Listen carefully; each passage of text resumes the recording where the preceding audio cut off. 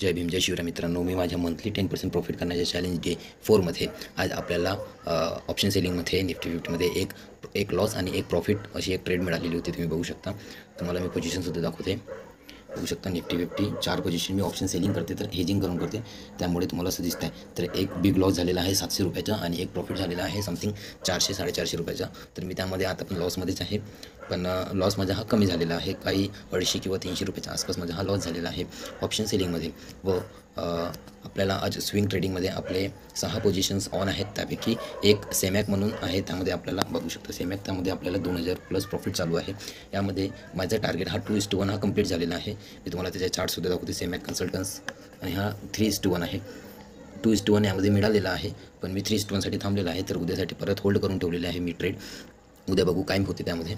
आणि बाकीचे ट्रेड्ससुद्धा माझे ऑन आहेत. टाटा कन्झ्युमरसुद्धा बघू शकतो 293 रुपीज हा प्रॉफिट चालू आहे टाटा कन्झ्युमरमध्ये. ग्रासिममध्ये लॉस चालू आहे आणि DLFमध्ये सुद्धा लॉस चालू आहे. त्रिवेणी टर्बाईनमध्ये सुद्धा लॉस चालू आहे व इन्फ्रास्ट्रक्चरमध्ये पण लॉस चालू आहे. यामध्ये जास्त लॉस झालेला आहे, तरी पण मी होल्ड करून बसलेला आहे. मला ते चार्ट दाखवते. तर आता पण आपल्याला लॉस चालू आहे 2600 रुपयाचा. तुम्ही बघू शकता 26 रुपये. बघू आता मंथली 10% ROI आपला हा निघते नाही निघत. मेच्या 8 तारखेला आपण बघू आपले ट्रेड्स किती प्रॉफिटेबल गेलेले आहेत, किती लॉस झालेले आहेत व किती आपण ट्रेड घेतलेले आहेत. ट्रेडिंग हे इझी नाही आहे दादा, कारण बिगिनर आणि रिटेलर लोकांना मी आपली जर्नी शेअर करत आहे. माझं 1.5 लाख रुपये हा कॅपिटल होता, त्यामध्ये माझं कालच हा 4000 रुपयाचा लॉस झालेला आहे व आतासुद्धा लॉस चालू आहे.